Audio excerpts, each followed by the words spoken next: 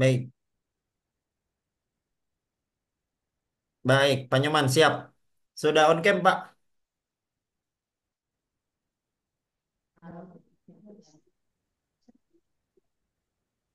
Ya, Ya.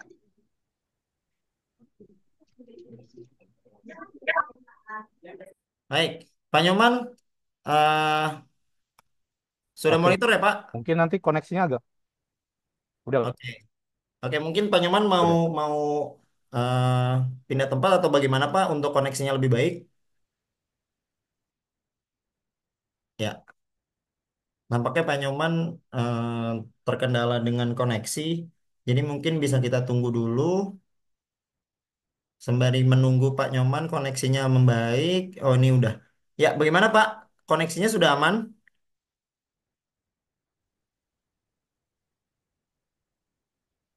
Mas,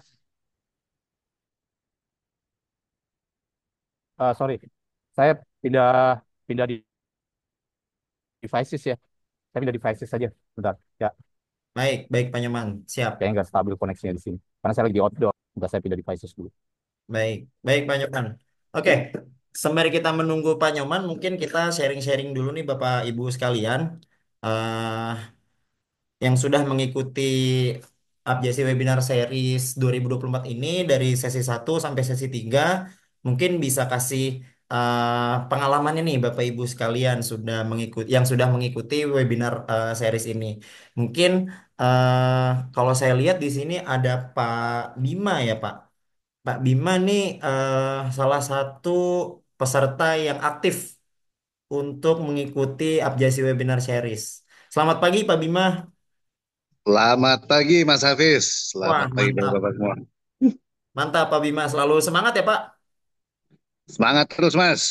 Mantap. Bagaimana nih Pak pengalamannya mengikuti Abjasi Webinar Series 2024 ini Pak? Iya, jadi kalau dari saya sendiri sih ya namanya kita dalam sesi sharing di sini saling belajar, mengisi apa namanya ilmu, membagikan ilmu, ya menambah inilah teman-teman baru. Itu sih Mas. Siap, siap. Jadi memang Abjasi ini selain menambah ilmu juga menambah teman ya Pak ya? Siap betul Mas Hafiz. Mantap. Nah, nanti ke depannya kita akan terus bergulir nih Pak, tiap 2 minggu sekali. Jadi mungkin nanti Pak Bima bisa terus mengikuti update dan perkembangan dari Abjasi Webinar Series ini ya Pak. Siap, insya Allah Mas aktif terus. Mantap. Terima kasih Pak Bima. Salam sehat Pak. Salam aman untuk di sana Pak. Sama-sama Mas Hafiz. Salam Baik, sehat, salam aman. siap, siap. Oke, mungkin Pak Nyoman sudah hadir Pak. Baik, monitor Pak Nyoman. Monitor, Mas. Baik, Sorry siap. saya, sorry saya pindah devices pakai handphone ya karena saya lagi di luar. Baik, baik, baik, siap. Mungkin bisa Ya. bisa saya mulai ya Pak ya. Silakan, silakan. Baik, oke. Terima kasih Pak Nyoman atas kehadirannya. Jadi Pak Nyoman akan mengisi materi tentang VPS HR yang dimana nanti kita punya waktu 60 menit ke depan. Sudah berikut dengan tanya jawab ya Pak Nyoman. Mungkin bisa saya mulai dengan share screen. Oke, baik. Sudah terlihat Pak Nyoman di. Sudah. Oke, baik. Silakan Pak Nyoman, waktu dan tempat saya persilakan. Oke, terima kasih atas kesempatannya Mas Hafiz. Kali ini saya akan mengisi eh, materi untuk webinar di Aviasi, yaitu yang ini terkait dengan Voluntary Principle of Security and Human Rights. Namun sebelumnya, saya perkenalkan diri, nama saya Nyoman Sejahtera Wijaya. Untuk saat ini saya menjabat posisi saya di salah satu perusahaan sebagai security. Kalau untuk pengalaman di bidang security, saya masih baru baru sekitar 22 tahun untuk di security, ya sudah di berbagai macam perusahaan dan berbagai macam bidang. Untuk saat ini posisi saya masih di wilayah Jawa, namun tidak di Jakarta. Ya, itu aja perkenalan singkat saya terkait dengan background saya di bidang security. Nah, untuk ini, dalam hal ini terkait dengan materi hari ini adalah terkait dengan voluntary principle of security and human rights. Atau mungkin dalam bahasa Indonesia adalah prinsip dasar terkait dengan atau prinsip sukarela terkait dengan security dan hak asasi manusia. Next, Mas Hafiz.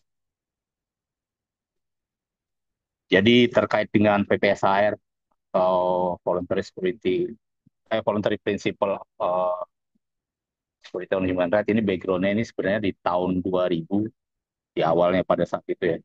Jadi ada beberapa inisiatif dari pemerintah, kemudian juga dari perusahaan dan juga dari NGO terkait dengan terkait dengan bisnis yang ada pada saat itu, terutama untuk di bidang pertambangan dan eksplorasi minyak ya, di mana banyak perusahaan-perusahaan asing yang beroperasi di luar negaranya, terutama pada saat itu di wilayah Afrika dan juga di Amerika Latin. Jadi ada suatu konflik dengan warga sekitar, di mana dalam hal ini melibatkan tiga institusi, yaitu dari sisi pemerintahan, kemudian dari sisi perusahaan, dan juga dari sisi NGO. Kalau dari sisi pemerintahan adalah terkait dengan kebijakan yang dikeluarkan dari pemerintahan terkait atau pemerintahan di negara tersebut terkait dengan kebijakan investasi asing yang masuk dalam negara itu. Karena dalam hal ini adalah melibatkan dari perusahaan asing yang masuk ke, kemudian dari NGO atau non governmental institusi atau organisasi organisasi massa mungkin di kita adalah terkait dengan pendampingan mereka dalam masyarakat.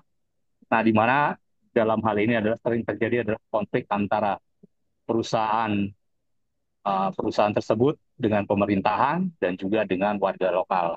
Nah, dalam konfliknya ini artinya adalah tujuannya adalah untuk kembali lagi adalah tujuannya adalah untuk masa proyek dan juga masa operasional dari perusahaan tersebut. Nah, karena sering mengalami proyek adalah kembali lagi terkait dengan hal ini adalah mereka inisiatif adalah melihat apa yang ada di dalam piagam PBB terkait dengan penerapan hak asasi manusia. Dan pada saat itu inisiasi ini lebih banyak dilakukan oleh perusahaan dari Amerika dan juga dari Inggris dan juga perusahaan di Eropa terutama Prancis dan juga Jerman terkait dengan eksplorasi. Nah, makanya ini mulai di tahun 2000 inisiasinya ini mulai dari dilakukan oleh dua negara tersebut di mana mereka dua perusahaan dari negara-negara ini banyak yang melakukan eksplorasi di luar negara dan itu inisiasi ini juga mau tidak mau melibatkan dari uh, negara terkait, kemudian juga pemerintahan dari negara yang di mana proses investasinya ada, dan juga dari perusahaan tersebut serta dari NGO. Next, Mas.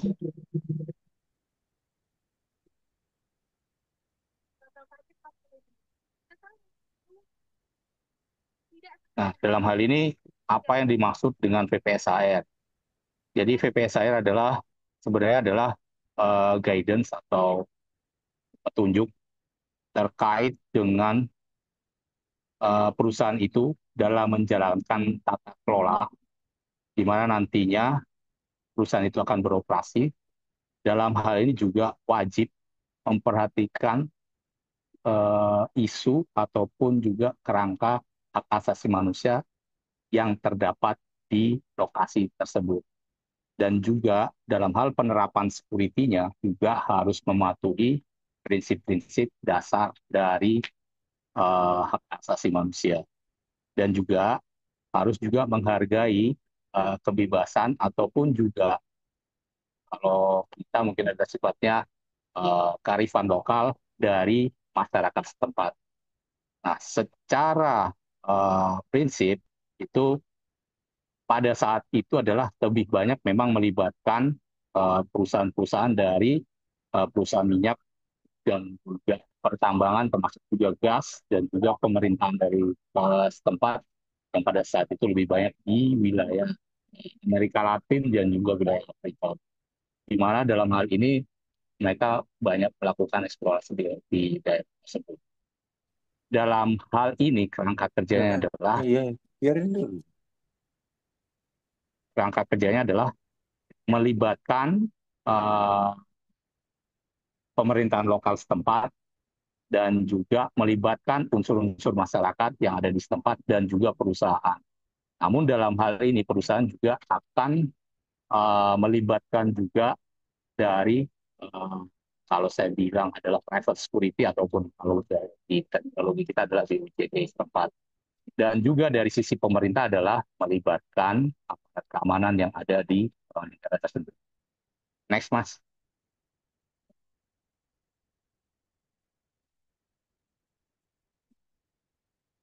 Nah, jadi kenapa diperlukan implementasi terkait dengan VPSHR?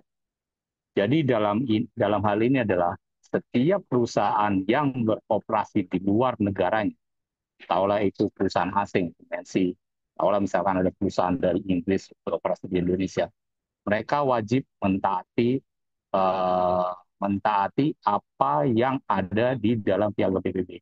Karena di perusahaan asing itu mereka mempunyai sisi compliance dan juga mereka sudah mematuhi peraturan yang ada dari negara tersebut. Jadi representatif perusahaan tersebut merupakan representatif dari negara tersebut.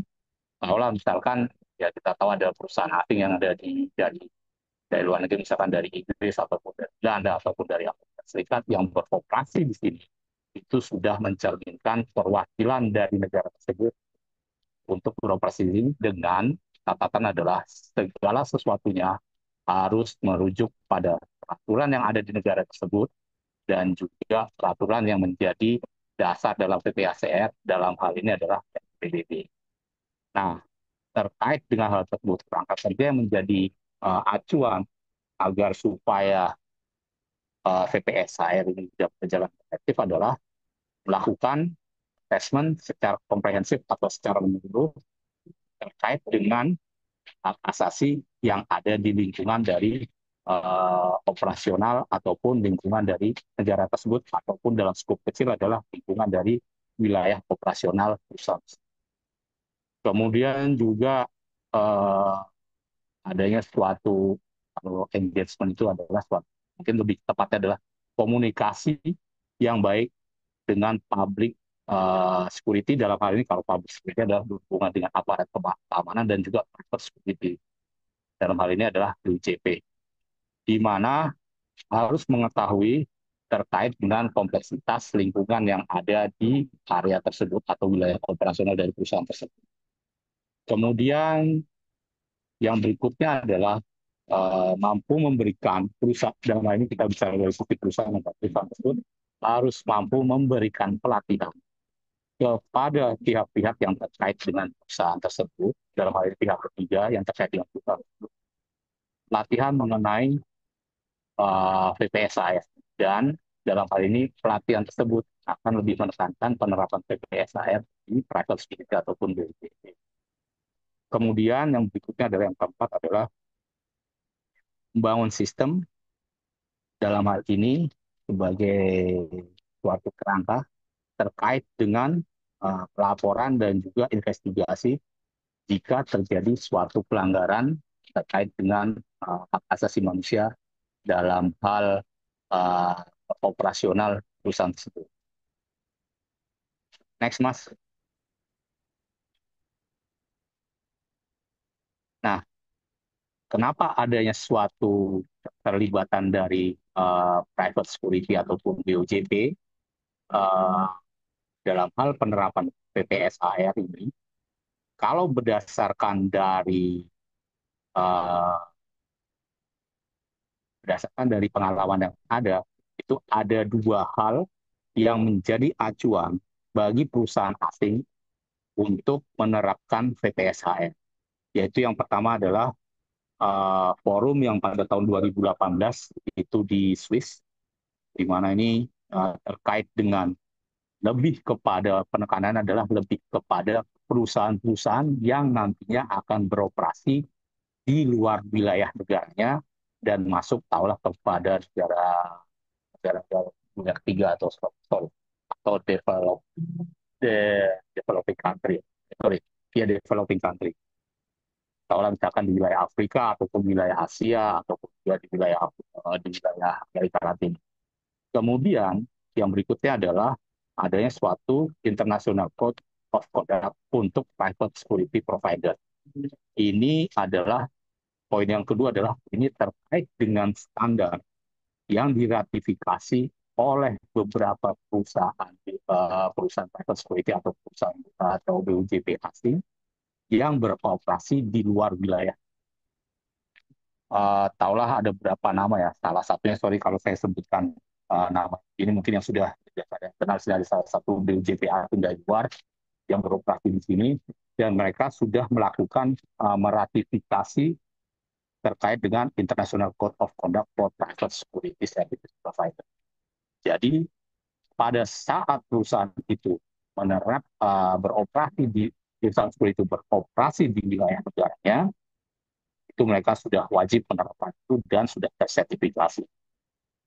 Dalam hal ini terkait dengan poin yang kedua, di mana terkait dengan amandemen dari IOC untuk private security ini sudah sifatnya universal dan juga sudah diakui oleh PBB, dan juga ini adalah bagian yang tidak terpisahkan jika perusahaan tersebut berafiliasi atau menjadi bagian dari perusahaan asing dalam hal melakukan pengamanan di wilayah operasional perusahaan tersebut. Next, Mas Hafiz. Nah, ini adalah beberapa terkait dengan terlibatan dari VPSA, terkait dengan security dalam VPSA. Ini saya mengambil sampel dari terkait dengan adanya level dari threat yang terjadi dalam suatu perusahaan, di mana nantinya ada hubungan antara security, kemudian dengan perusahaan, dan juga dengan local government, dan juga nantinya akan menimbulkan hubungan segitiga antara security plus perusahaan plus dan diikuti dengan hubungan dengan government, dalam hal ini yang diwakili public security atau government atau aparat keamanan, dan juga terkait dengan hubungan ke masyarakat. Jadi kalau kita lihat di sini adalah terkait dengan levelnya, di mana makin ke kanan itu artinya adalah akan adanya suatu peningkatan eskalasi keamanan terkait dengan lingkungan sekitar ataupun juga yang akan mempengaruhi terhadap operasional perusahaan tersebut. Di mana semakin ke kanan adalah ancaman semakin besar, melibatkan massa yang akan banyak, baik itu dari pihak perusahaan ataupun juga dari pihak law enforcement ataupun juga dari pihak masyarakat internal itu sendiri. Di mana nantinya dalam hal ini, jika terjadi suatu eskalasi, ini akan melibatkan aparat keamanan untuk melakukan pengamanan di wilayah operasional dari perusahaan tersebut. Nah, bagian dari ini biasanya yang akan menimbulkan suatu konflik yang dapat menjadi atau dapat menimbulkan terjadinya pelanggaran hak asasi manusia. Dalam hal ini, di awal tadi adalah diperlukan adalah suatu assessment yang sifatnya menyeluruh, baik itu dari sisi perusahaan ataupun juga dari sisi sektor security. Next, Mas. Nah, ini adalah beberapa hal terkait dengan standar untuk keterlibatan dari private security atau BUJP dalam hal penerapan prinsip PPSHR. Di mana poin yang pertama adalah biasanya perusahaan asing ataupun perusahaan yang sudah menerapkan PPSHR itu akan meminta dari perusahaan penyedia jasa keamanan untuk menerapkan pelatihan kepada perusahaan tersebut, termasuk pelatihan kepada personil yang nantinya akan bekerja di lapangan. Kemudian juga pelatihan ini dapat dilakukan secara in-house oleh perusahaan security tersebut, atau juga bisa mengambil dari pihak luar yang memang sudah tersertifikasi untuk melakukan pelatihan. Kemudian juga perusahaan dapat juga memberikan pelatihan langsung kepada perusahaan security terkait dengan PPSIS. Jadi sebenarnya poin ketiga ini, 3 poin ini yang pernah saya lakukan pada saat saya bertugas di Singapura, ya, di mana saya memberikan training kepada WJP terkait atas permintaan dari klien. Jadi karena waktu itu ada perusahaan dari Prancis, dia sudah beroperasi di sini. Nah, kemudian karena perusahaan tersebut juga istilahnya apa ya, menguasai apa istilahnya apa, memberdayakan atau menguasai salah satu sumber sumber yang jadi bahan baku untuk produksinya, jadi sumber daya alam yang menjadi bahan baku untuk produksi barang ya. Jadi mau tidak mau kita memberikan training terkait dengan pengamanan terhadap pengamanan terhadap sumber daya tersebut, dan juga bagaimana terlibatan BUJP ataupun security provider untuk mengamankan sumber daya tersebut dengan melibatkan masyarakat dalam hal ini untuk meminimalkan gangguan terhadap operasional dari perusahaan. Next, Mas. Nah, ini adalah dari pihak biasanya dari pihak perusahaan ini yang akan memberikan masukan kepada BUJP terkait agar supaya nantinya pada saat ditunjuk sebagai pihak penyedia jasa pengamanan di perusahaan tersebut dapat berjalan dengan efektif terkait dengan penerapan di dalam penerapan pengamanan di tersebut. Jadi yang pertama biasanya dari pihak katakan dari pihak penyedia jasa atau kontraktor ini biasanya diberikan kesempatan melakukan observasi terkait dengan kebijakan dari perusahaan tersebut, terkait dengan terutama kebijakan masalah etika bisnis dan juga asasi manusia.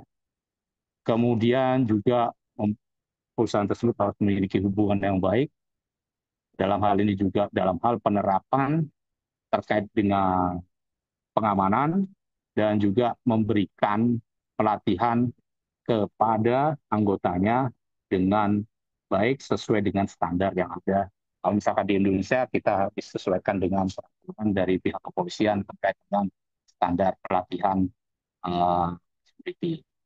Kemudian juga biasanya perusahaan juga dapat melakukan investigasi karena bagian dari pengamanan suatu perusahaan untuk di setiap kejadian di mana wajib menggunakan tindakan pengamanan yang sesuai dengan standar. Jika nantinya terjadi suatu kasus ataupun kejadian yang melawan hukum di wilayah operasi. Dalam hal ini juga harus memiliki hubungan yang baik antara perusahaan jasa security dengan departemen security yang ada di perusahaan tersebut jika perusahaan tersebut memiliki departemen atau memiliki hubungan yang baik dengan tahulah misalkan yang suatu perusahaan itu hanya sifatnya dengan chief security, mungkin dengan chief security ataupun dengan yang lain, di mana setiap hal yang menjadi concern security ini wajib dilaporkan kepada departemen terkait dalam perusahaan. Kemudian perusahaan atau penyedia jasa security juga harus memahami terkait dengan hukum dan juga harus memahami terkait dengan isi kontrak kerjasama, dalam hal ini kerjasama dengan usaha. Jadi pemahaman kontrak ini wajib dilakukan, wajib dipahami oleh perusahaan jasa security jika nantinya menangani suatu kasus pelanggaran hukum, dan juga perlu atau wajib memperhatikan prinsip-prinsip PPSAF dalam penerapan penyelesaian proses hukum. Kemudian berikutnya adalah yang kelima, penyedia jasa seperti ini juga harus memiliki kebijakan terkait dengan investigasi dalam hal adanya suatu dugaan pelanggaran ataupun juga tindakan-tindakan yang melawan hukum. Artinya dalam hal ini adalah bagaimana proses investigasinya, ini yang biasanya dari perusahaan ini yang akan meminta kepada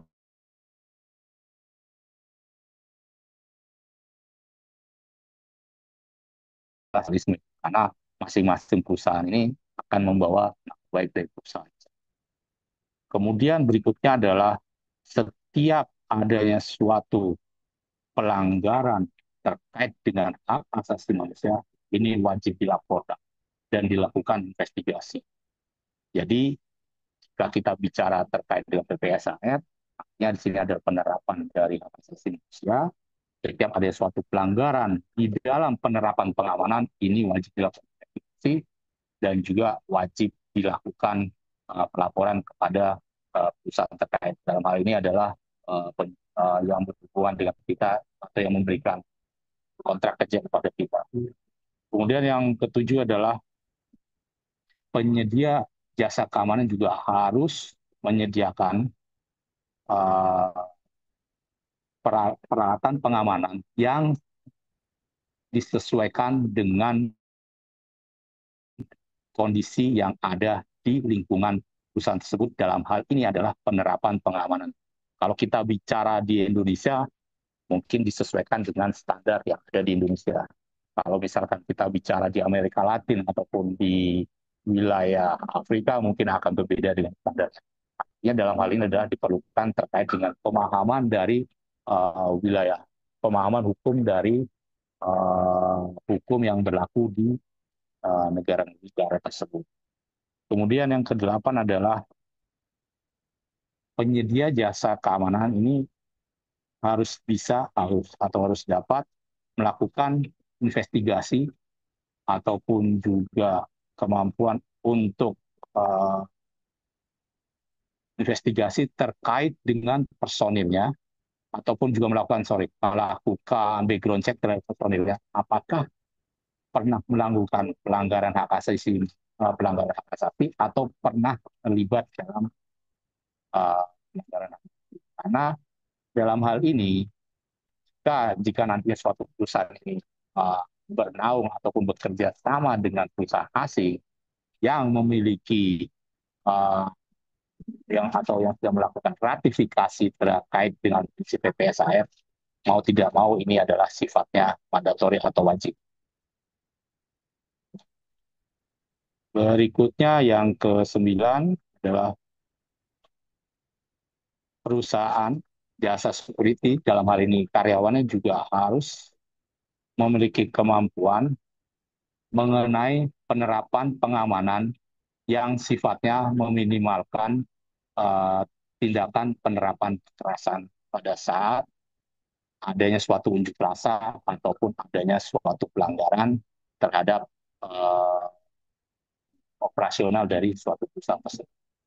Yang seperti kita lakukan adalah jika adanya suatu unjuk rasa ataupun misalkan Amin satu sebelum adanya unjuk rasa, biasanya kita melakukan negosiasi dengan lingkungan sekitar, melibatkan security dan juga unsur dari perusahaan untuk melakukan pertemuan dengan warga.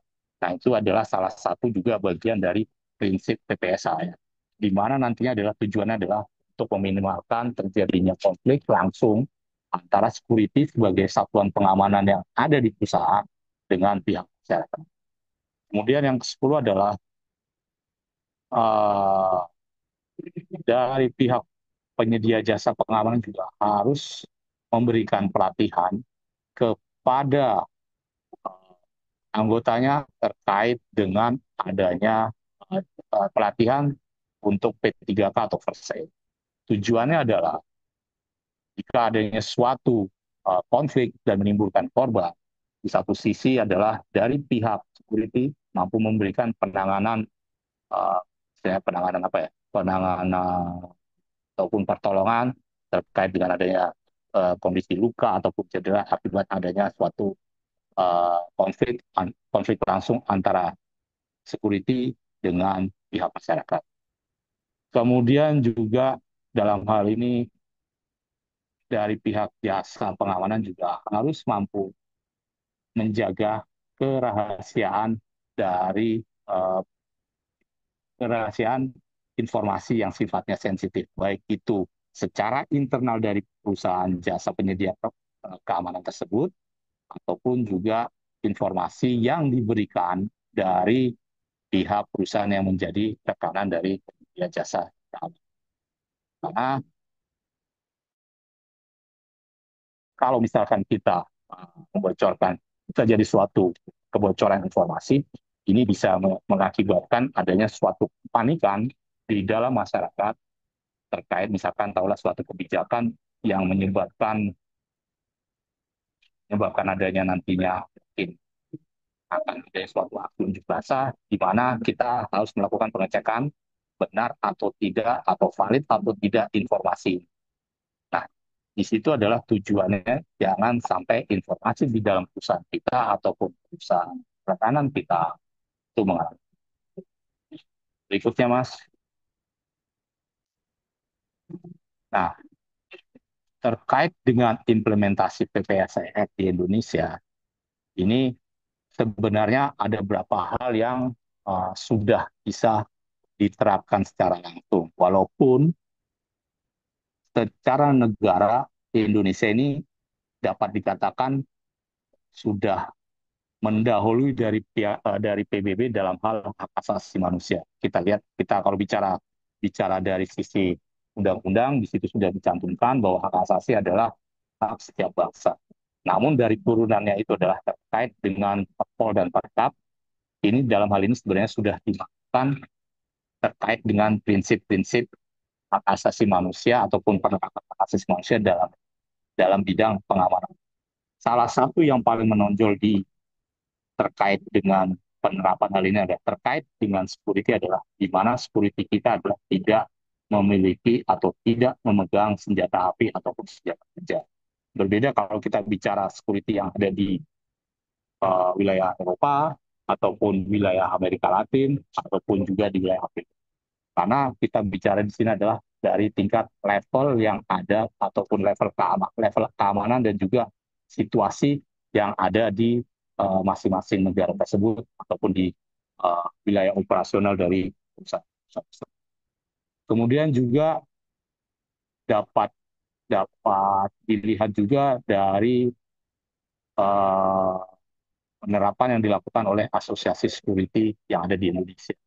Kalau kita melihat di Indonesia kan ada asosiasi uh, penyedia jasa security, dalam hal ini dalam hal ini asosiasi penyedia security mungkin Abu Dhabi, kemudian juga ada asosiasi pengguna jasa security, kemudian juga ada asosiasi profesi security dan lain sebagainya, di mana dalam hal ini adalah selalu menekankan bahwa security dalam hal ini setiap BUJP wajib melakukan uh, penerapan standarnya sesuai dengan peraturan yang berlaku di Indonesia dalam hal ini dikaitkan dengan Perpol dan Perkapolri yang uh, telah diundangkan atau dikeluarkan oleh institusi terkait di Indonesia. Kemudian juga dalam hal ini adalah terkait dengan pendidikan security yang ada di Indonesia. Mulai dari level Gada Pratama, Gada Madya, hingga Gada Utama. Mungkin yang akan berbeda adalah pada saat di Gada Utama, di mana untuk di Gada Utama adalah terdapat pengenalan untuk penggunaan senjata api. Namun dalam hal ini hanya pengenalan penggunaan senjata api. Tidak dilakukan penerapan penggunaan senjata api untuk melakukan pengamanan di suatu lokasi kerja. Jika nantinya senjata api itu di, di, dipegang atau dipegang oleh level manajer ataupun juga chief security. Namun hanya sebagai pengenalan. Untuk di level Gada Pratama mungkin yang kita tahu mungkin ya sifatnya adalah pengenalan terkait dengan uh, borgol dan juga tokat. Tujuannya dari pelatihan ini sebenarnya adalah untuk meminimalkan terjadinya uh, suatu tindak kekerasan yang sifatnya langsung ataupun yang dapat menimbulkan korban jiwa, dalam hal ini korban jiwa secara langsung dalam hal ini kematian. Makanya dalam hal ini eh, terkait dengan security hanya dibekali oleh tongkat dan juga oleh botol. Namun kita belum tahu untuk kedepannya apakah akan berubah atau tidak. Namun setidaknya untuk saat ini adalah penerapan VPSHR yang ada di uh, Indonesia ini saat ini sudah penerapan PPSAR yang dilakukan oleh security di Indonesia terkait dengan penggunaan penggunaan alat ini sudah mencukupi hingga saat ini. Namun yang menjadi isu di kita adalah apakah kita perlu menerapkan PPSAR untuk BUJP atau untuk perusahaan security yang dalam hal ini masih beroperasi di wilayah Indonesia saja. Karena PPSAR ini sebenarnya sifatnya universal dan bisa diterapkan oleh security yang memang hanya beroperasi di Indonesia. Kalau kita bicara security badan BUJP asing yang beroperasi di Indonesia, mereka sudah jelas menerapkan hal itu. Next, Mas Hafiz. Nah, itu saja materi yang saya sampaikan terkait dengan VPSAR. Silahkan saya kembalikan kepada Mas Hafiz. Namun dalam hal ini saya mohon maaf karena materi ini bahasa Inggris semua, di mana sebelumnya materi ini pernah saya berikan sekitar 6 bulan yang lalu dan juga 3 bulan yang lalu saya memberikan materi ini. Terima kasih Mas Hafiz, saya kembalikan ke Mas Hafiz. Baik, terima kasih Pak Nyoman atas pemaparan materi yang sangat luar biasa pada pagi hari ini. Baik, Bapak Ibu, silahkan jika ada pertanyaan, boleh langsung sampaikan di kolom komentar atau raise hand. Nanti saya yang pilih 3 pertanyaan pertama. Silahkan Bapak Ibu yang ingin bertanya terkait dengan materi pada pagi hari ini.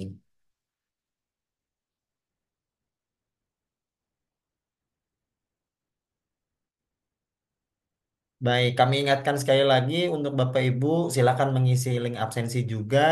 Dan juga yang ingin bertanya terkait dengan VP SHR atau tema pada pagi hari ini di sesi 4 Abjasi Webinar Series 2024.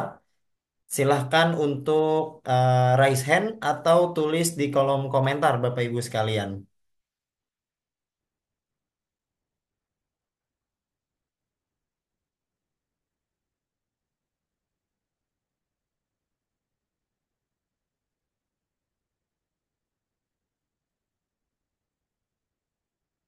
Baik, Bapak Ibu sekalian,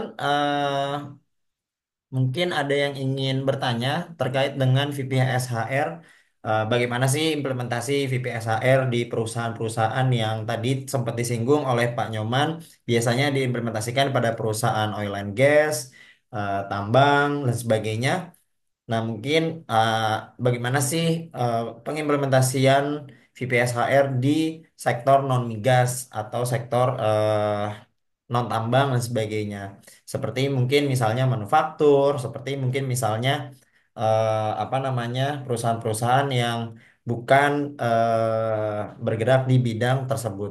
Nah, mungkin Bapak Ibu yang ingin sharing atau yang ingin bertanya terkait dengan VPSHR, ini kaitannya lebih banyak terkait dengan community development.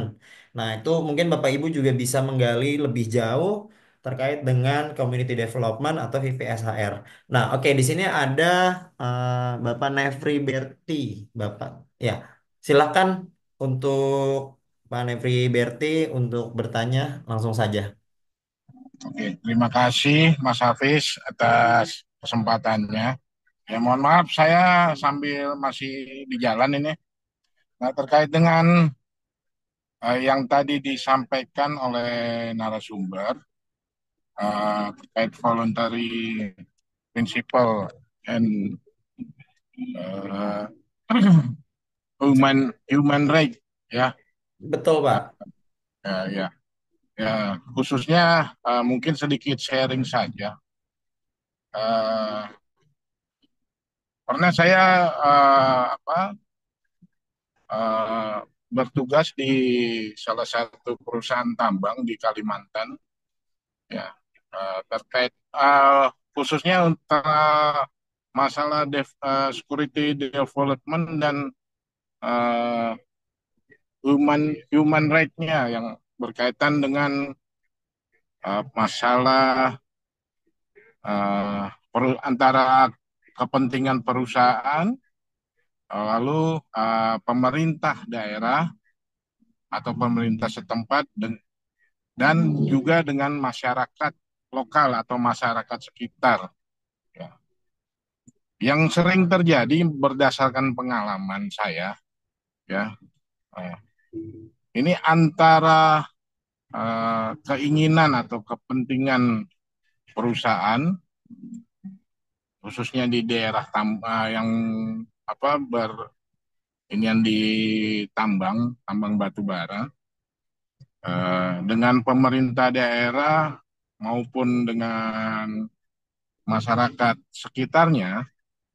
Nah, ini sering disampaikan atau eh, sa- eh, ditimbul ininya masalah kalau kita bilang sih kalau sekarang ini eh, potensi lokal atau kalau lebih ininya akamsi gitu ya. Ya, terkadang antara pembinaan eh, potensial security dengan human right ini. Dengan human right ini kan dengan HAM boleh dibilang ya. Nah ini terkadang sering bertolak belakang gitu atau saling berbenturan. Nah, karena hanya mementingkan kepentingan eh, perorangan atau kelompok saja. Mungkin pendapatnya dari narasumber ini jika menemui hal yang demikian, bagaimana tindakan atau penerapannya? Terima kasih. Baik, terima kasih Pak Nefri Berti. Mungkin kalau boleh saya review, ini Pak Nefri pernah menemukan ya bentrokan antara perusahaan atau dalam hal ini security dengan local wisdom ya Pak ya, atau akamsi yang tadi disebut ya Pak. Nah ini karena ada kepentingan beberapa kelompok atau mungkin individu lebih tepatnya. Nah ini mungkin Pak Nyoman bisa memberikan apa namanya jawaban atau pandangan terkait dengan bagaimana nih jika ada permasalahan seperti ini Pak Nyoman. Berbenturan antara perusahaan dengan akamsi gitu Pak. Nah mungkin Pak Nyoman bisa menanggapi Pak, silakan Pak. Oke, terima kasih Mas Hafiz. Ini pertanyaannya sangat bagus. Memang kalau bicara PPSAR adalah pasti yang terjadi adalah terkait dengan konflik dengan wilayah setempat. Dalam hal ini dengan akamsi ataupun juga yang berkaitan dengan masalah operasional. Memang dalam hal ini adalah kita dari pihak security dalam hal ini tidak bisa langsung berhubungan dengan dalam hal ini kita bukan berarti kita adalah sebagai decision maker secara langsung. Namun dalam hal ini adalah kita perlu melibatkan dari pihak perusahaan tersebut. Kalau seandainya memang uh, kita ini adalah dalam hal ini penyedia jasa security adalah sebagai partner uh, dengan perusahaan terkait. Nah, seperti yang di awal pada saat tadi saya sebutkan adalah yang harus dilakukan sebelum melakukan uh, penerimaan pekerjaan adalah kita harus tahu terkait dengan scope of work. Kemudian juga kita harus melakukan assessment terkait dengan konflik yang ada ataupun yang nantinya ada pada saat kita ditunjuk sebagai penyedia penyedia jasa keamanan sipil. Makanya dalam suatu pengadaan jasa pengamanan, dalam hal ini dari pihak jasa security itu wajib mengetahui itu dan wajib menanyakan itu kepada pihak perusahaan yang nantinya akan menjadi rekan. Hal ini adalah dapat dilakukan jika adanya suatu keterbukaan dari masing-masing pihak. Nah, karena kalau bicara seperti ini adalah uh, yang memang diperlukan adalah komunikasi yang baik dan juga keterbukaan. Di mana nantinya masing-masing pihak juga dalam hal penerapan pengamanannya tidak menjadi kendala untuk mengamankan operasional dari perusahaan tersebut. Nah, memang dalam hal ini berjalannya waktu memang nantinya tetap akan timbul konflik dengan masyarakat sekitar. Namun yang perlu dipelajari dalam hal ini adalah terkait dengan kontrak yang diberikan. Biasanya kalau kita bicara dari sisi user atau dari sisi perusahaan, itu biasanya kita akan memberikan penjelasan sejelas-jelasnya kepada penyedia jasa security, baik itu dalam proses bidding ataupun juga dalam proses final bidding misalnya. Jadi itu yang wajib dilakukan. Nah, tujuannya adalah terkait dengan assessment, di mana nantinya hasil assessment itu yang akan menjadi penilaian dari perusahaan untuk memilih suatu jasa penyedia jasa keamanan. Kemudian berikutnya, jika prosesnya sudah berjalan, nah, yang dilakukan adalah dalam hal ini adalah pelajari lagi kembali dengan kontraknya terkait dengan requirement. Apakah memang ada requirement lokal atau tidak? Berapa persen requirement lokal? Nah, ini nantinya yang menjadi acuan dari pihak penyedia jasa security dalam hal penerapan pengamanan di wilayah operasional dari suatu perusahaan. Nah, namun yang perlu diingat adalah segala sesuatunya dalam hal ini adalah dalam hal penyerapan kalau penyerapan tenaga lokal ataupun kita untuk sebagai petugas security wajib mengikuti aturan yang berlaku di Indonesia dalam hal ini sesuai dengan aturan dari institusi terkait dalam hal ini dari Komisi. Nah, proses berikutnya adalah kembali lagi dari pihak uh, penyedia jasa pengamanan ini, pengamanan adalah harus mengetahui terkait dengan kebijakan dari perusahaan yang menjadi partner kita terkait dengan pengamanan. Itu adalah memang bagian dari hak perusahaan itu, hak dari penyedia jasa pengamanan untuk mengetahui seberapa jauh komitmen dari perusahaan tersebut terkait dengan pengamanan. Jangan nanti berikutnya adalah segala sesuatu yang terjadi di, di lapangan adalah tanggung jawab dari BUJP ataupun penyedia jasa. Karena prosesnya adalah kita bicara adalah sinergi antara penyedia jasa keamanan dengan user yang memberikan pekerjaan pelayanan pada BUJP tertentu. Proses berikutnya adalah engagement dengan warga sekitar. Namun dalam hal ini adalah lebih terkait dengan melibatkan internal perusahaan dalam hal ini departemen yang lain yang uh, menjadi unsur pendampingan antara perusahaan dengan wilayah setempat. Tahulah mungkin di situ ada namanya uh, departemen ISD ataupun CSR ataupun departemen ataupun juga tujuannya adalah supaya operasional dari perusahaan tersebut bisa sustain, kemudian operasional pengamanan antara perusahaan penyedia jasa keamanan dengan perusahaan terkait tetap juga sustain. Itu yang bisa saya jelaskan.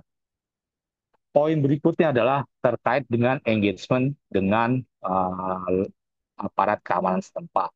Dalam hal ini adalah kita juga wajib memberikan uh, istilahnya apa? Memberikan rencana pengamanan kita kepada aparat.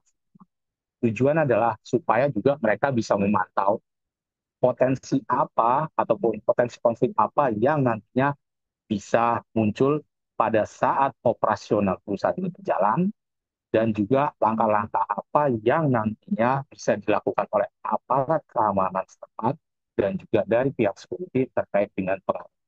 Karena nanti kita bicara adalah eskalasi keamanan dari level 1 hingga level 5. Namun dalam hal ini adalah terkait dengan engagement dengan aparat keamanan. Dalam hal ini adalah lebih tujuannya adalah terkait dengan konsep pengamanannya seperti jika bisa diminimalisir terkait dengan penggunaan kekerasan itu lebih bagus. Artinya dalam hal ini adalah proses pendekatan dengan pihak warga sekitar dan juga pendekatan terhadap aparat keamanan itu berjalan dengan baik. Nah, dalam hal ini dari security sebenarnya bisa dikatakan adalah sebagai eksekutor di lapangan. Namun dalam hal kebijakan, security bisa BUJP ataupun juga Departemen Security juga bisa menerapkan kebijakan. Namun kebijakan ini wajib diketahui oleh unsur manajemen dari pihak perusahaan dan nantinya disosialisasikan kepada seluruh stakeholder yang ada di internal perusahaan dan juga wajib diketahui kepada pihak aparat keamanan dan juga kepada penyedia jasa keamanan. Karena yang langsung berhubungan dengan masyarakat jika ada suatu konflik adalah aparat keamanan dalam hal ini TNI dan Polri dan kemudian penyedia jasa seperti itu saja yang bisa saya jawab, Hafiz. Baik, baik. Terima kasih Pak Nyoman atas jawaban yang sangat amat menarik. Mungkin Pak Nefri sudah terjawab ya Pak ya? Baik, kalau ya, bagaimana Pak? Sudah terjawab? Apa yang disampaikan tadi narasumber atau Pak Nyoman itu memang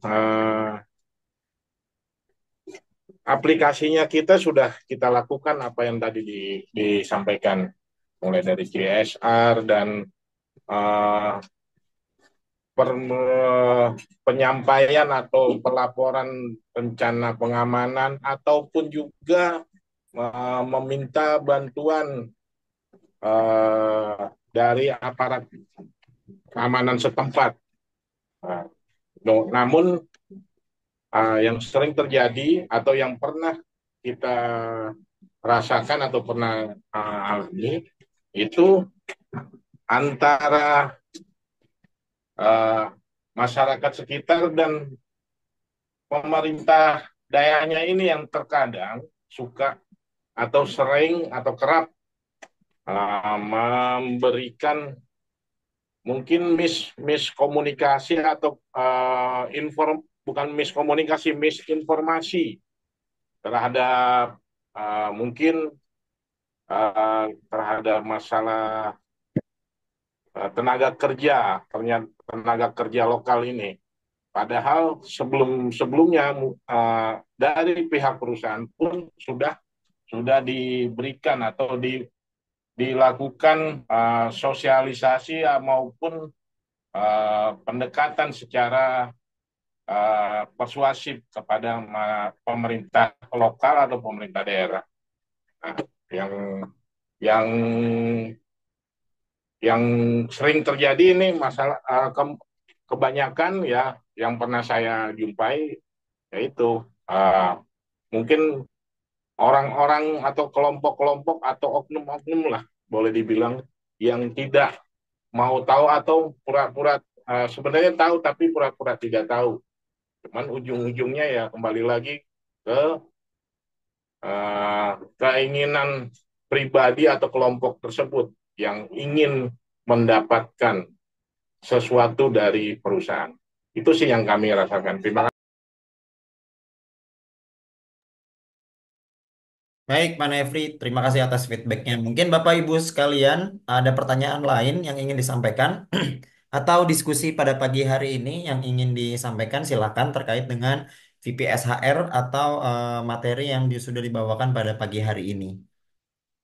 Tidak lupa juga saya ingatkan untuk Bapak Ibu silakan mengisi link absen yang sudah saya kirimkan melalui kolom komentar untuk mendapatkan sertifikat sesi 4 kali ini. Baik, Bapak Ibu silahkan yang ingin bertanya atau berdiskusi atau sharing. Kita masih ada waktu sekitar 5 menit lagi untuk sesi tanya jawab pada pagi hari ini. Silahkan raise hand atau tulis pertanyaan di kolom komentar jika ingin bertanya kepada pemateri kita pada pagi hari ini.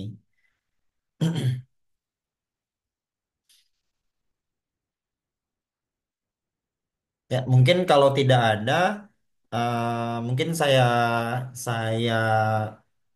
akhiri saja. Tapi sebelum saya akhiri, mungkin Pak Nyoman bisa memberikan closing statement Pak terkait dengan materi VPSHR yang dibawakan pada pagi hari ini, atau mungkin beberapa masukan. Ya, bagaimana Pak Iskandar? Oke, Pak Hafiz, terima Ya, kasih Pak siap. waktunya. Siap. Ya. Silakan, Pak. Mohon izin bertanya Pak Nyoman dengan Pak Iskandar. Jadi mungkin ini sesi terakhir ya, pertanyaan terakhir. Yang kami mau tanyakan seperti ini Pak. Dalam satu situasi, anggota security berjaga ketika ada unjuk rasa di perusahaan. Nah, pada saat unjuk rasa tersebut, si security eh, mendapat pelemparan batu ataupun istilahnya ada tindakan anarkis dari pengunjuk rasa, ya kan? Kalau yang kita ketahui kan mitigasinya adalah mengambil gambar, kemudian mendokumentasikan dan melaporkan ke pihak polisian. Nah, apakah kalau bicaranya konteksnya adalah pelanggaran HAM atau istilahnya hak asasi manusia itu melekat pada security supaya tidak bertindak anarkis, bertindak melanggar HAM. Nah, kita balik posisinya.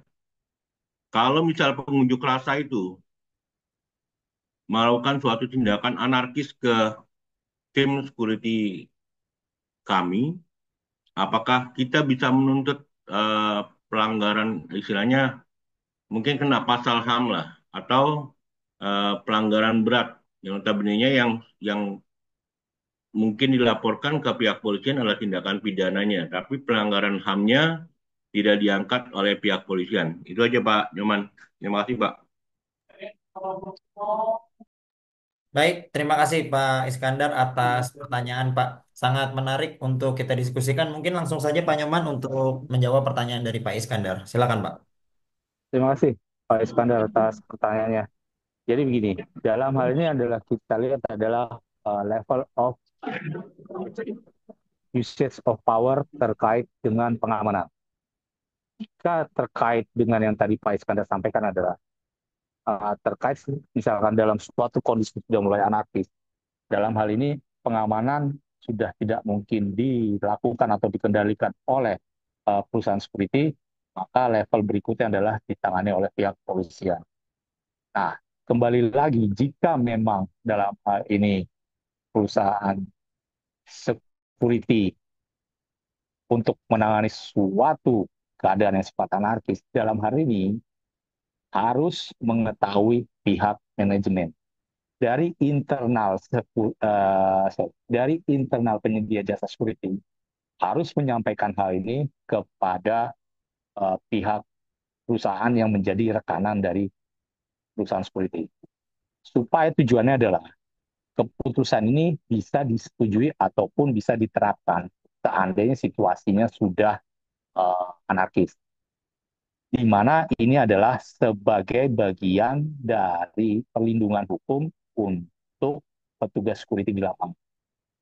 Nah, kalaupun nantinya misalkan dalam hal ini terjadi suatu tindakan kekerasan ataupun juga konflik langsung antara security dengan warga sekitar ataupun warga setempat, nanti akan ada proses investigasi yang dilakukan internal perusahaan penyedia jasa security dan juga dilakukan oleh perusahaan yang menjadi rekanan dari penyedia jasa security ataupun user dan juga dilakukan oleh pihak aparat hukum dalam hal ini juga polisian dan juga melibatkan dari kecil terkait.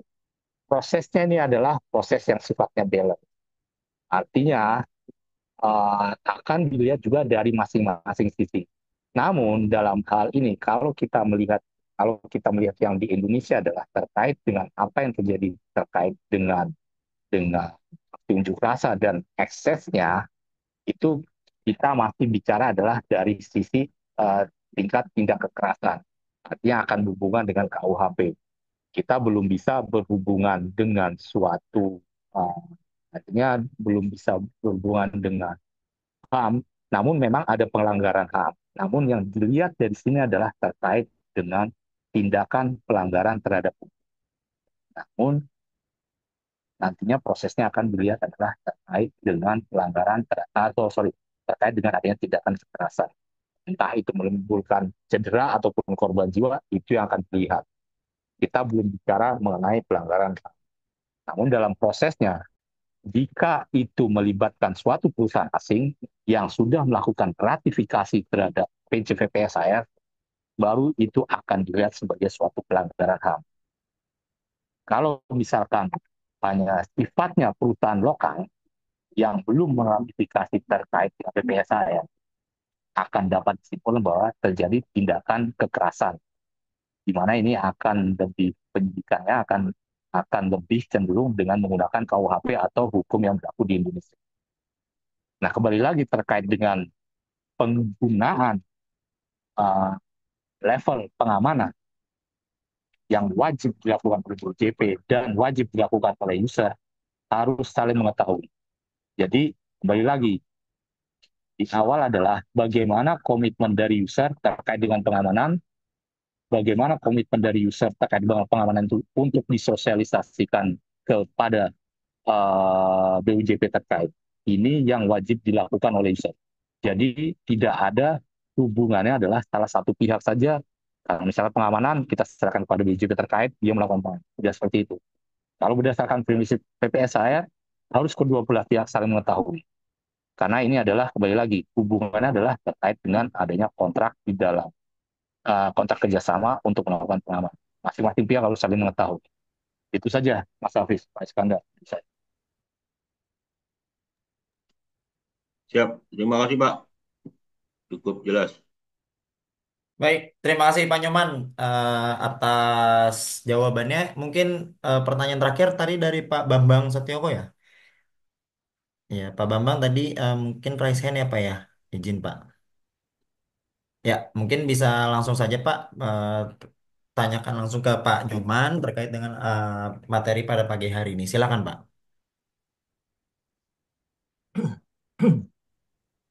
Ya, terima kasih. Menanggapi tadi apa terkait dengan pertanyaan Pak Iskandar ya, izin menambahkan Pak Nyoman sharing juga bahwa kondisinya yang pertama adalah dilakukan namanya terkait dengan adanya resiko. Ya. Resiko apa yang terjadi dalam satu perusahaan? Salah satunya adalah unjuk rasa tadi. Dalam unjuk rasa ini sudah ditentukan terkait dengan apa? Sudah ditentukan terkait dengan resikonya, kemudian dilakukan namanya beberapa langkah-langkah mitigasi. Salah satunya adalah preemptif, yaitu berupa terkait dengan prosedur, ya kondisinya bagaimana tata cara kita bertindak waktu ada namanya tadi apa unjuk rasa. Salah satunya adalah waktu ada namanya eskalasi keamanan terkait unjuk rasa, kemudian atau huru hara, kemudian dilakukan namanya serah terima kodal dengan pihak kepolisian.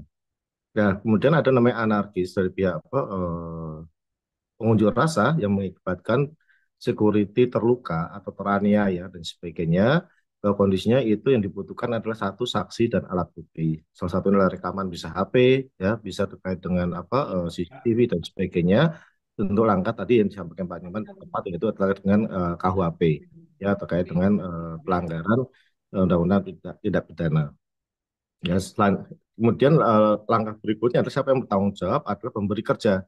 Pemberi kerja ini yang dimaksud adalah BUJP yang menaungi yang bersangkutan. Andaikan yang bersangkutan adalah karena BUJP. Tapi kalau itu organik, maka dari perusahaan tersebut yang akan menaungi terkait dengan yang bertanggung jawab terkait dengan pengobatan dan lain sebagainya. Berikutnya terkait tadi yang menarik adalah terkait perbedaan antara PMA atau istilahnya perusahaan asing dengan perusahaan dalam negeri yang belum terdaftar di dalam suatu sistem tadi yang disebutkan Pak Nyoman ya.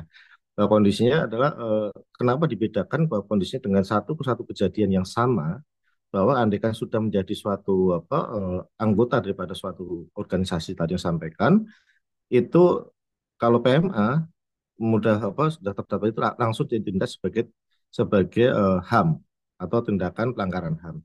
Tetapi perusahaan lokal apabila belum terdaftar maka maka belum merupakan pelanggaran HAM. Di mana HAM ini kan singkatannya adalah hak asasi manusia. Semua orang punya hak terkait dengan persamaan perlakuan. Ya, tidak bersangkutan dengan yang mereka terdapat dalam suatu instansi atau suatu sistem, namun adalah mereka berdiri secara tegak lurus sebagai manusia yang punya hak yang sama. Ya, sebagai pekerja atau sebagai individu dan sebagainya punya hak yang sama. yang jadi pertanyaan saya tadi yang menarik adalah statement Pak Nyoman, apabila sudah terdaftar maka bisa dijadikan tindakan pelanggaran HAM. Tetapi apabila belum terdaftar atau mungkin tadi adalah perusahaan lokal, maka bukan merupakan pelanggaran HAM. Nah, ini kenapa dibedakan di dalam situ? Dasarnya di mana? Di undang-undang kita atau ada peraturan yang menyatakan bahwa itu belum masuk ke dalam HAM apabila belum masuk ke dalam suatu instansi. Yang saya ketahui bahwa HAM ini adalah hak asasi manusia yang melekat kepada diri pribadi, ya baik sebagai pekerja, sebagai individu maupun sebagai sebagai keluarga kalau dia punya anak dan sebagainya. Ya, anaknya kemarin misalnya contoh kasus 98 belum apa terus belum tuntas, mereka melakukan namanya pelanggaran HAM. Padahal itu kriminal, ya, tetapi ada HAM di situ. Ya, walaupun mereka belum terdaftar di dalam suatu instansi atau suatu organisasi yang disebutkan Pak Nyoman tadi. Nah, ini eh, dasarnya di mana Pak Nyoman ya terkait dengan hal ini bahwa kondisi belum terdaftar perusahaan lokal belum terdaftar belum masuk ke dalam HAM, tetapi PMA sudah masuk ke HAM. Ini aja Pak Nyoman pertanyaan yang terakhir. Terima kasih. Baik, terima kasih Oke, Bang atas pertanyaannya. Silakan Pak Nyoman. terima kasih Mas Bambang Setiawan alias Pak Andi Suranto. Jadi begini, eh, dalam hal ini tadi yang di awal itu ada suatu konferensi Jenewa di tahun 2018, di mana adalah itu ada suatu inisiasi dari beberapa perusahaan dan juga negara. Dalam hal ini baru ada dua negara, mungkin juga sudah berkembang karena itu terakhir itu di tahun 2018, di mana banyak perusahaan-perusahaan asing dalam hal ini perusahaan Amerika dan juga dari Inggris yang melakukan ratifikasi terkait dengan PPSAR. Itu yang jadi concern terkait dengan mengapa jika suatu kejadian di perusahaan asing itu akan menjadi concern HAM. Nah, kalau bicara dengan perusahaan nasional, kembali lagi, konsep VPSHR ini adalah konsep yang sifatnya sukarela. Jadi tidak menjadi suatu kewajiban dari masing-masing perusahaan ataupun juga wajib untuk ikut dalam hal itu. Namun dalam hal ini karena perusahaan asing ini beroperasi di berbagai wilayah negara, tahulah kita bicara mungkin BP, sorry, saya sebut nama perusahaan. Dia ada beroperasi di Indonesia, beroperasi di Meksiko, beroperasi di wilayah Chili ataupun Argentina, ataupun juga beroperasi di wilayah Asia Tengah. Artinya dia juga harus tahu mengenai apa yang ada di situ. Dan jika perusahaan tersebut masuk ke dalam istilahnya apa ya, wilayah hukum ataupun juga menandatangani agreement yang ada di internal negara tersebut, itu akan menjadi objek hukum dari perusahaan asal negara tersebut. Makanya jika terjadi suatu pelanggaran HAM di negara tersebut, di pelanggaran terhadap operasional perusahaan tersebut di luar dari wilayah negaranya, itu akan menjadi pelanggaran. Berbeda dengan di Indonesia, saya nggak tahu kalau perusahaan di Indonesia, mungkin ada beberapa perusahaan yang sudah perusahaan Indonesia yang sudah menandatangani konvensi ini ataupun saya belum tahu. Namun seandainya sudah ada, bisa dapat dikatakan terkait dengan adanya suatu konflik yang menimbulkan korban ataupun juga terjadinya pelanggaran, dapat dikatakan sebagai kejadian pelanggaran hak asasi manusia. Nah, yang menjadi masalah di Indonesia adalah HAM ini sifatnya adalah universal. Namun di dalam konsep pelanggaran HAM, intinya adalah terjadi adalah suatu tindakan melawan hukum ataupun dalam hal ini adalah adanya suatu kekerasan. Di Indonesia akan bicara terkait dengan KUHP. Namun dalam prinsip PPSAR ini yang menjadi isu adalah di mana operasional ini sudah berada di luar wilayah negaranya. Dalam hal ini juga melibatkan dari operasional di wilayah tersebut dan juga perusahaan di wilayah tersebut. Jadi mau tidak mau, dua proses hukum yang akan terjadi pada perusahaan tersebut, dalam hal ini perusahaan asing, melakukan mengikuti peraturan yang ada di sana dan juga mengikuti peraturan yang sifat universal dalam hal ini peradilan hak asasi manusia. Sebagai contoh dalam hal ini pada saat kasusnya, sorry saya sebut nama ya, waktu itu kasusnya perusahaan yang ada di Sulawesi Utara. Saya lupa tahun berapa, sekitar masih tahun 2000-an. Terkait adanya suatu pencemaran dan itu menimbulkan konflik dengan warga sekitar dan juga adanya juga konflik kekerasan. Dan perusahaan ini adalah perusahaan Australia kalau saya tidak salah. Dan itu memang tidak tercover isunya di Indonesia. Tapi di Australia mereka menghadapi sidang tuntutan dari pemerintah Australia sendiri terkait dengan kasus kejadian yang terjadi di Sulawesi Utara pada saat itu. Artinya di sini adalah proses pengadilan HAM dapat dilakukan di negara asal uh, perusahaan tersebut. Jadi terkait dengan hal ini sifatnya adalah universal, namun perlu dilihat adalah dari asal negara tersebut, perusahaan asal negara tersebut. Walaupun kejadiannya adalah di luar dari perusahaan, walaupun kejadian adalah di luar dari perusahaan tersebut. Dalam hal ini misalkan tahulah di Indonesia ataupun juga misalkan di Thailand ataupun di Nepal atau di Amerika lah. Seperti itu. Ini yang jadi perbedaan. Mudah-mudahan ini bisa menjelaskan kepada Mas. Terima kasih. Siap, makasih Pak Nyoman. Cukup menarik yang terakhir kalau misalnya sedikit sedikit menyimpulkan mungkin apa mau narah nih Pak Nyoman. Nah, kondisinya waktu apa ada PMA yang terjadi namanya tindak pidana di lokasi negara suatu negara, namun kebijakan KUHP atau tindak pidana di negara satu dengan negara lain berbeda. Misalnya kalau di tempat kita bahwa senjata itu kena undang-undang terkait dengan undang-undang kedaulatan. Tapi kalau di Amerika bahwa senjata itu adalah suatu hal yang diperbolehkan asalkan dengan ada nama izin atau suatu aturan yang sudah dilalui.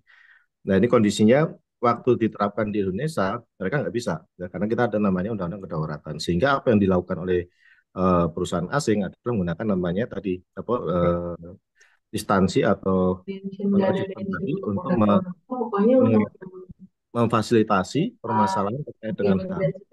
Jadi HAM itu adalah bukan masalah KUHP-nya, adalah menginginkan kesetaraan terkait dengan perlakuan hukum, walaupun dia terjadi di lokasi lokus yang apa kejadian atau di negara asalnya akan ditarik ke negara asalnya. Jadi adalah bukan masalah pidananya, tetapi adalah kesamaan terkait persamaan perlakuan hukum. Mungkin itu Pak Nyoman ya, dalam artian apa, sehingga negara tersebut bisa menuntut bahwa yang bersangkutan harus diadili, bahwa itu juga orang juga, walaupun berbeda terkait dengan undang-undang yang ada di negara tersebut. Hanya perlakuan hukumnya yang akan dituntut oleh pihak perusahaan yang mengikuti tadi.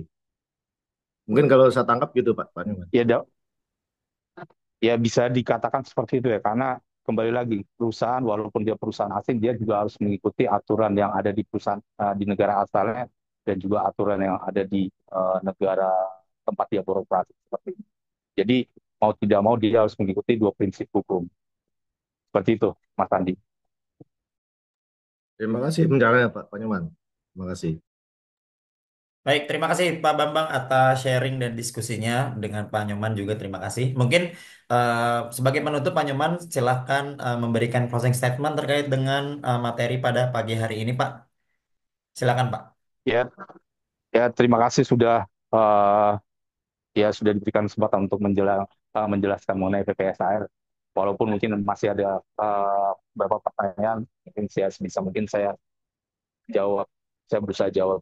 Karena memang PPSAR ini sebenarnya bukan suatu hal yang baru di Indonesia, namun penerapannya mungkin yang masih memerlukan proses panjang. Namun setidaknya prinsip-prinsip PPSAR ini sudah ada di peraturan Polri maupun juga di beberapa dari dari dari asosiasi security juga yang ada di sini, ini sudah diterapkan.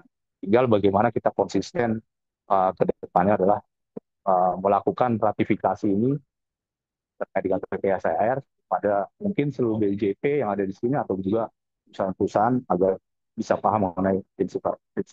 Itu aja dari saya, Mas Hafiz. Baik, terima kasih Pak Nyoman atas closing statement dan pemaparan materi pada pagi hari ini. Sangat insightful dan sangat membantu untuk kita belajar terkait dengan VPSHR.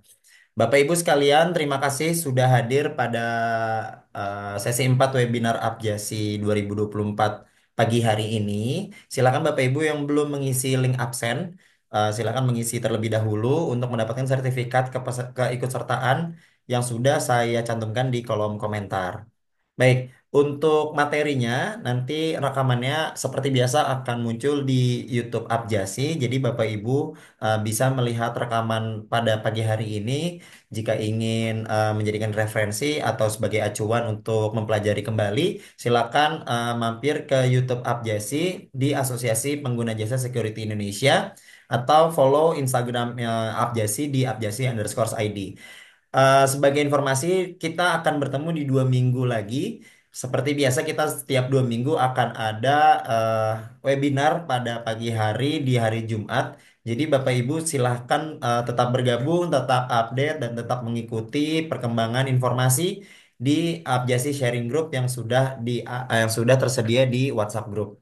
Baik, mungkin cukup sekian. Terima kasih banyak. Sekali lagi saya ucapkan saya mewakili pengurus Abjasi dan Ketua Umum Apjasi mengucapkan banyak terima kasih kepada Bapak Ibu yang sudah hadir. Semoga Bapak Ibu dalam keadaan sehat selalu. Semoga semua kita dalam keadaan aman dan dapat berjumpa di 2 minggu lagi.